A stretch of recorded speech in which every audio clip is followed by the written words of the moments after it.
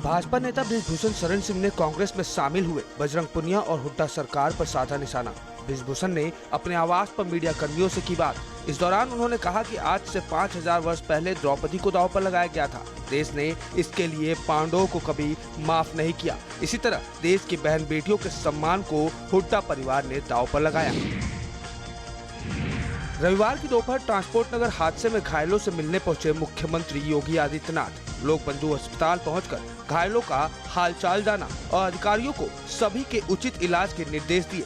दरअसल शनिवार को ट्रांसपोर्ट नगर में बारिश के बाद एक 3 मंजिला इमारत जमींदोज हो गई थी। बिल्डिंग में दबने से 8 लोगों की मौत हो गई, जबकि 28 लोगों का इलाज जारी है। रविवार यानी आज उत्तर प्रदेश के मुख्यमंत्री योगी आदित्यनाथ ने अंबेडकर नगर में एक जनसभा को संबोधित करते हुए सपा पर जमकर हमला बोला है। उन्होंने आरोप लगाया है कि सपा जाति के नाम पर लोगों को बांटने की कोशिश कर रही है और सत्ता हासिल करने के लिए षड्यंत्र रच रही है। गोरखपुर में जनता दर्शन के दौरान मुख्यमंत्री योगी आदित्यनाथ ने अधिकारियों को निर्देशित किया है कि वे जनता की समस्याओं का पारदर्शी और निष्पक्ष निस्तारण सुनिश्चित कराएं। साथ ही जन समस्याओं के निस्तारण में किसी भी स्तर पर लापरवाही मिली तो संबंधित जिम्मेदार के खिलाफ सख्त कार्रवाई तय है।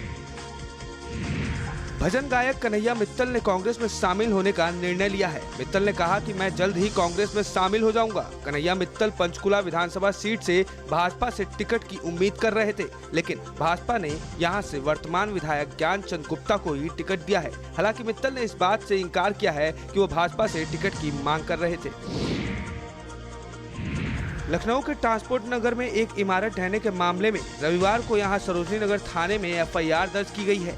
बताया जा रहा है कि ट्रांसपोर्ट नगर के चौकी इंचार्ज ने बिल्डिंग के मालिक राकेश सिंघल के खिलाफ मुकदमा दर्ज किया है। इसके अलावा बचाव अभियान में जुटी टीम ने मलबे में फंसे 35 लोगों को बाहर निकाल लिया है।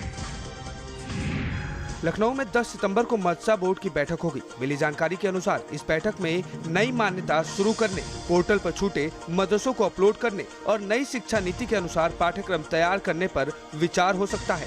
बैठक में मदरसा रजिस्ट्रार और सदस्यों के साथ बोर्ड के चेयरमैन डॉक्टर इफ्तिखार अहमद जावेद भी मौजूद रहेंगे। आगरा में जन्माष्टमी पर कुट्टू के आटे से पूड़ी और पकौड़ी खाकर बीमार होने के मामले में हैरान कर देने वाला खुलासा हुआ है। आगरा स्थित राजकीय खाद्य विश्लेषण प्रयोगशाला में हुई जांच में आटे में मलमूत्र पाया गया है, जो खाने योग्य नहीं था। फर्जी जन्म प्रमाण पत्र मामले में प्रशासन की बड़ी लापरवाही। DRDO ने नहीं भेजी रिपोर्ट। जन्म प्रमाण पत्रों के फर्जीवाड़े को लेकर CMO ने DPRO से 2 दिनों के भीतर रिपोर्ट मांगी थी, लेकिन 15 दिनों के बीत जाने के बाद भी जिम्मेदार अधिकारी DPRO ने रिपोर्ट नहीं भेजी है। जिले में 19,000 से ज्यादा मिल चुके हैं फर्जी प्रमाण पत्र। महोबा में निजी भूमि में अवैध खनन को लेकर सांसद अजेंद्र राजपूत ने प्रशासन पर बड़ा आरोप लगाया है। दरअसल सांसद अजेंद्र की गाड़ी खराब हो गई थी, जिसको JCB से बाहर निकाला गया। इस दौरान सांसद की कार क्षतिग्रस्त हो गई, जिसके बाद इस मामले पर प्रकाश डालते हुए सांसद ने पनवाड़ी के इंस्पेक्टर पर ओवरलोड वाहनों को पास देने का आरोप लगाया। महोबा के पनवाड़ी थाना क्षेत्र के स्योड़ी मार्ग पर सांसद के बेटे ने सड़क पर जाम लगा दिया, जिसको लेकर खूब हंगामा बरपा। दरअसल सपा सांसद अजेंद्र सिंह के बेटे मानवेंद्र सिंह राजपूत ने आरोप लगाते हुए कहा कि मार्ग से प्रतिदिन सैकड़ों ट्रक निकलते हैं। ओवरलोड बालू से भरे वाहनों के कारण मार्ग ध्वस्त हुआ है। पूरा मामला पनवाड़ी थाना क्षेत्र के स्योड़ी मार्ग का है। आम आदमी पार्टी के सांसद राघव चड्ढा ने दोनों दलों के बीच गठबंधन को लेकर बड़ा बयान दिया है। उन्होंने कहा कि दोनों पार्टियों में अभी बातचीत जारी है। हमें उम्मीद है कि देश के हित में, हरियाणा के हित में गठबंधन किया जा सकता है। इसको लेकर हम हर संभव प्रयास कर रहे हैं और उम्मीद कायम है। चर्चाएं चल रही हैं। पूर्व चुनाव आयुक्त अरुण गोयल को क्रोएशिया में भारत का अगला राजदूत नियुक्त किया गया है। विदेश मंत्रालय ने शनिवार को यह जानकारी दी। गोयल एक रिटायर्ड ब्यूरोक्रेट है। अरुण गोयल ने मार्च में लोकसभा चुनाव 2024 के ऐलान से ठीक पहले इस्तीफा देकर सनसनी फैला दी थी। उनका कार्यकाल 5 दिसंबर 2027 तक था। उन्होंने पंजाब कैडर के 1985 बैच के IAS अधिकारी के रूप में कार्य करने के बाद VRS ले ली थी। हरियाणा विधानसभा चुनाव को लेकर कांग्रेस और आम आदमी पार्टी के बीच गठबंधन लगभग तय हो गया है। हालांकि अभी इसका औपचारिक ऐलान नहीं हुआ है। शनिवार देर रात को कांग्रेस प्रभारी दीपक बाबरिया और राज्यसभा सांसद राघव चड्ढा के बीच मीटिंग हुई। पहलवान विनेश फोगाट के हरियाणा विधानसभा चुनाव लड़ने पर बना संशय देर रात रेलवे की ओर से इस्तीफा मंजूर किए जाने के बाद खत्म हो गया है। रेलवे ने विनेश और पहलवान बजरंग पुनिया का इस्तीफा औपचारिक रूप से स्वीकार कर लिया है।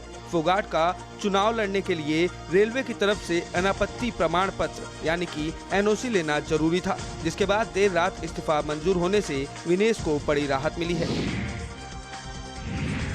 केंद्र सरकार ने सीनियर ब्यूरोक्रेट तुहिन कांत पांडे को शनिवार को नए वित्त सचिव के रूप में नामित किया। उड़ीसा कैडर के 1987 बैच के भारतीय प्रशासनिक सेवा के अधिकारी पांडे अब तक निवेश और सार्वजनिक संपत्ति प्रबंधन विभाग के सचिव पद पर तैनात थे।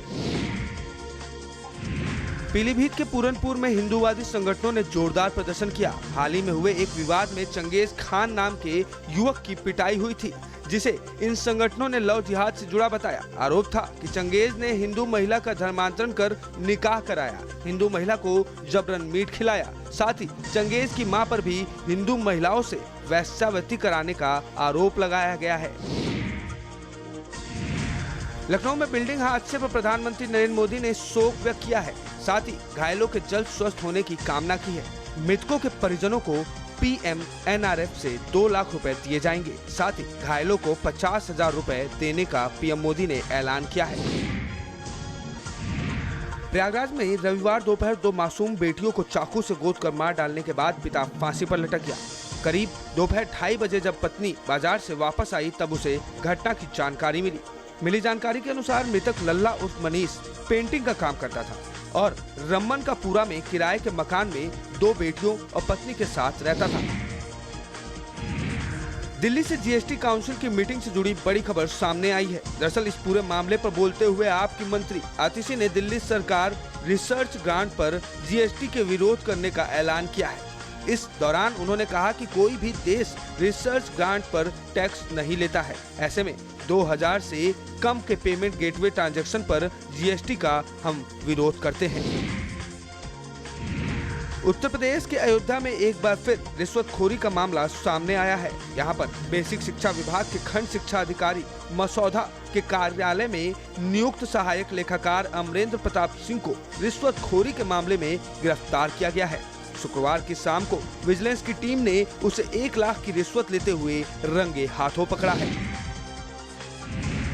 रविवार को सांसद धर्मेंद्र यादव ने भाजपा पर हमला बोला है। उन्होंने कहा कि जनता बीजेपी की नीतियों से अब उब चुकी है। इसका परिणाम लोकसभा में भी आया है। यूपी में बढ़ते क्राइम को लेकर उन्होंने कहा कि यहाँ क्राइम की स्थिति बहुत ही खराब है। फर्जी एनकाउंटर कर ये अपनी पीठ थपथपा रहे हैं। हमारी सरकार आते ही इन फर्जी एनकाउंटरों की जांच की जाएगी। भारतीय जनता पार्टी ने जम्मू कश्मीर विधानसभा चुनाव के लिए रविवार को 10 उम्मीदवारों की सूची जारी की, जिसमें उधमपुर पूर्व सीट से RS पठानिया और बांदीपुरा सीट से नसीर अहमद लोन को मैदान में उतारा गया है। जम्मू कश्मीर की 90 सदस्यीय विधानसभा के लिए 3 चरण के चुनाव 18 सितंबर, 25 सितंबर और 1 अक्टूबर को होने हैं। मतगणना 8 अक्टूबर को होगी।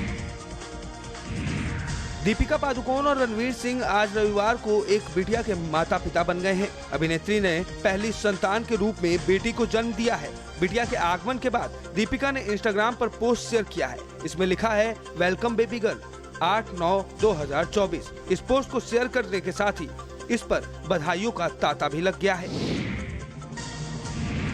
भारत में भी मंकी पॉक्स का एक संदिग्ध रोगी मिला है। केंद्रीय स्वास्थ्य मंत्रालय ने इसे लेकर जानकारी दी है। हालांकि संदिग्ध रोगी के बारे में बहुत ज्यादा जानकारी नहीं दी गई है। मंत्रालय ने बताया कि संदिग्ध ने हाल ही में मंकी पॉक्स का संक्रमण झेल रहे एक देश की यात्रा की थी। फिलहाल उसे मंकी पॉक्स के लिए तय किए गए एक अस्पताल में आइसोलेट किया गया है।